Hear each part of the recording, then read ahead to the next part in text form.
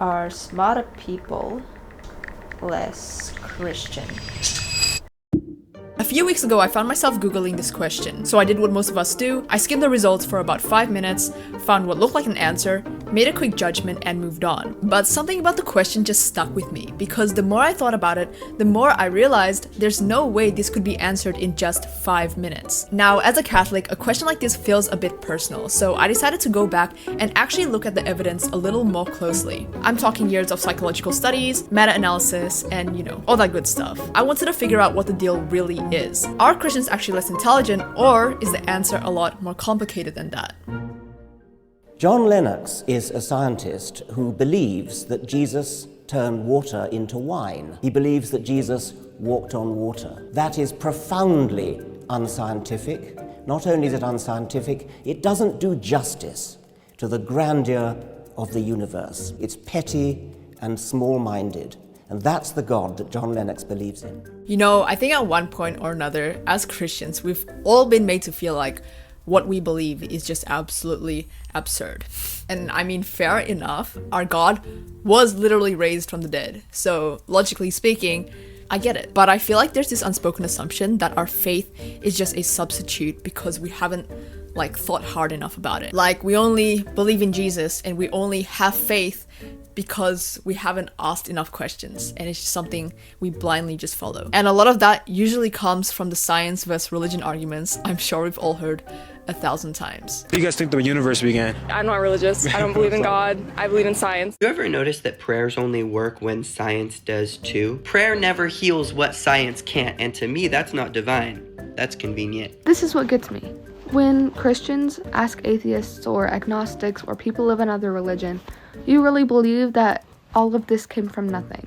You really believe that the Big Bang was this big accident and that it all came from nothing? How did the Big Bang work? What was there before the Big Bang? How do we know all of this? And the answer is that we don't know, and that it's okay that we don't know, and that that's the whole point of science. If everyone just accepted that everything was God all the time, we wouldn't be nearly as far as we are in our knowledge and education as a species. We wouldn't have life-saving medication. We wouldn't have life-saving technology. We wouldn't have so many things that we have now. The man who proposed the Big Bang Theory was literally a Catholic priest.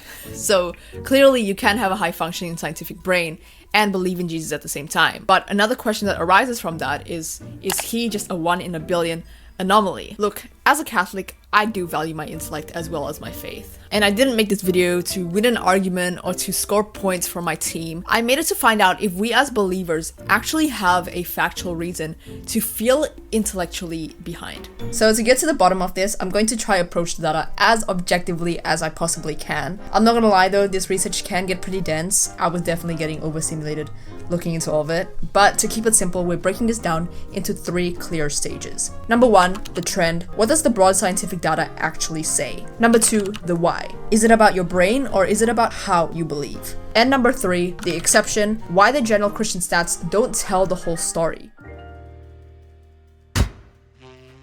So while I was researching this, I kept running into one specific name over and over again.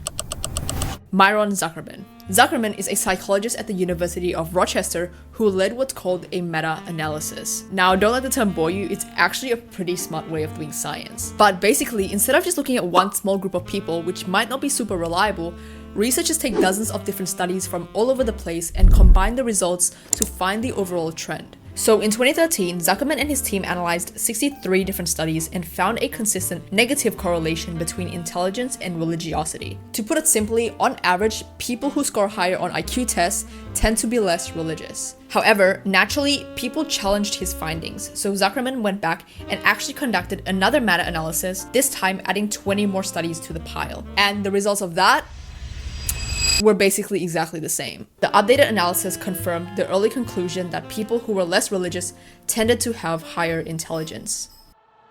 But before we continue, there is a piece of information we have to mention. Researchers have pointed out that out of those 83 studies, almost all of them were conducted in Western English-speaking countries. So basically, the data is missing more than half the world. But honestly, that's kind of besides the point, right? Because even if the data is only looking at the West, that IQ gap is still showing up, right? Like, it's still there. So let's look into that. Why does that gap exist in the first place? If you have one bucket that holds 2 gallons and another bucket that holds 5 gallons, how many buckets do you have? Psychologists believe it comes down to something called cognitive style. See, there are two main ways the human brain processes information: intuitive and analytical. In simple terms, the intuitive brain is fast and based on your gut feelings, whereas the analytical brain is slow and based on logical reasoning. Now, here is the secret. Most IQ tests, like the ones Zuckerman used, are almost entirely designed to measure the analytical side of the brain. So they measure how well you can spot a logical error or solve a methodical puzzle. And because many non-religious people in the West lean heavily into that analytical side, they tend to score higher on those specific tests. Now, some people hear that and say, well, exactly. Non-religious people are more analytical. They actually think. And you religious people are like off in your own little world, and you're only religious because you don't think. More recently, I've really started to understand how religion is a dangerous mechanism that holds people in a low vibration and a low frequency,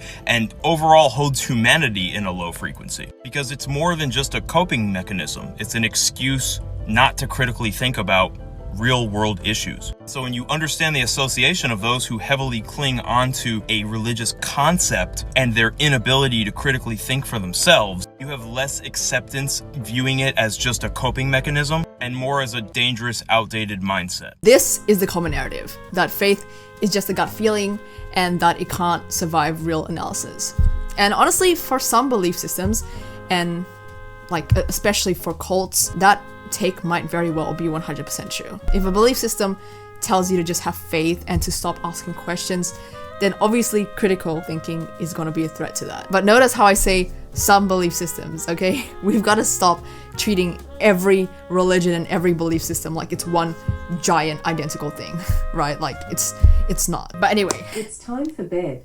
Some studies are actually finding that this analysis with faith war is a myth. For example, a major study from 2017 actually tested this exact idea. They used everything from field studies to neurostimulation to see if analytical thinking actually kills religious belief. And their conclusion? They found no relationship. In fact, the researchers pointed out that intelligence isn't what decides if you believe. They concluded that beliefs are likely driven more by our upbringing. Keep that in mind for later. Whew. Okay. I know that was a lot of information to take in, so let's take a quick breath before we look at any more data. I dropped out of university, so I wouldn't have to do any more research on anything else, and here I am reading these articles on a Saturday night. No, I'm kidding. That's not actually why I dropped out, and I actually like doing this research, so.